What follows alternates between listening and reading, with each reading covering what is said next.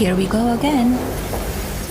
আন্তর্জাতিক ভূরাজনীতির চরম উত্তেজনা, ক্রমবর্ধমান অর্থনৈতিক উদ্বেগ, ইরানের বিরুদ্ধে যুদ্ধের হুমকি, এমনকি অভিবাসন বিরোধী অভিযানের মতো সংকট নিয়ে যখন হিমশিম খাচ্ছেন মার্কিন প্রেসিডেন্ট ডোনাল্ড ট্রাম্প, ঠিক তখনই ট্রাম্পের স্ত্রী মেলানিয়া ট্রাম্প পা রাখছেন রূপালী পর্দায়। 2025 সালের জানুয়ারিতে স্বামীর শপথ গ্রহণের আগের 20 দিনের বিস্তারিত জীবন তুলে ধরছেন এক ডকুমেন্টারির মাধ্যমে। মেলানিয়া নামের এই ডকুমেন্টারিতে তাদের অজানা সব তথ্য জানা যাবে বলছেন নির্মাতারা। বৃহস্পতিবার যুক্তরাষ্ট্রের 21টি থিয়েটারে আমন্ত্রিত অতিথিদের সামনে সম্প্রচার করা হয় মেলানিয়া, যেখানে উপস্থিত ছিলেন ট্রাম্প নিজেই। শুক্রবার চলচ্চিত্রটি মুক্তি পেয়েছে বিশ্বের প্রায় 1600 স্ক্রিনে। 104 মিনিটের এই তথ্যচিত্র নিয়ে এরই মধ্যে তৈরি হয়েছে বড় ধরনের আলোচনা সমালোচনা। Hi, Mr. President. Congratulations. Did you watch it? I did not. Yeah, I will see it on the news. আলোচনায় এসেছে মেলানিয়ার বড় অঙ্কের বাজেটও। আমাজন MGM স্টুডিও চলচ্চিত্র সত্ত্ব কিনেছে $40 মিলিয়ন। এছাড়া আরও $35 মিলিয়ন ব্যয় করা হয়েছে প্রমোশনের জন্য। ডকুমেন্টারিতে মূল চরিত্রের পাশাপাশি অন্যতম প্রযোজক থাকায় $40 মিলিয়ন বাজেটের প্রায় 70% পাবেন মেলানিয়া নিজেই।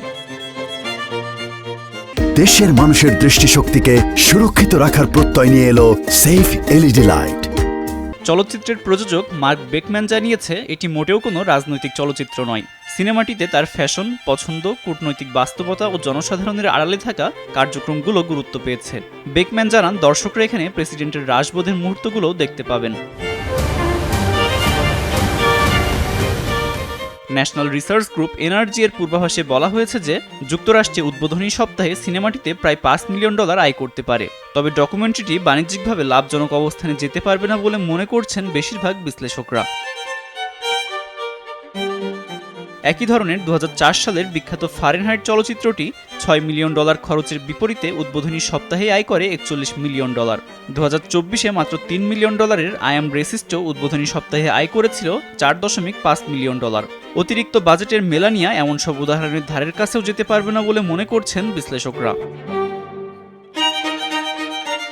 রয়েছে বিতর্কও।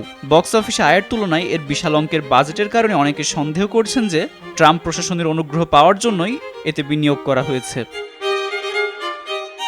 আব্দুল মালেক, RTV।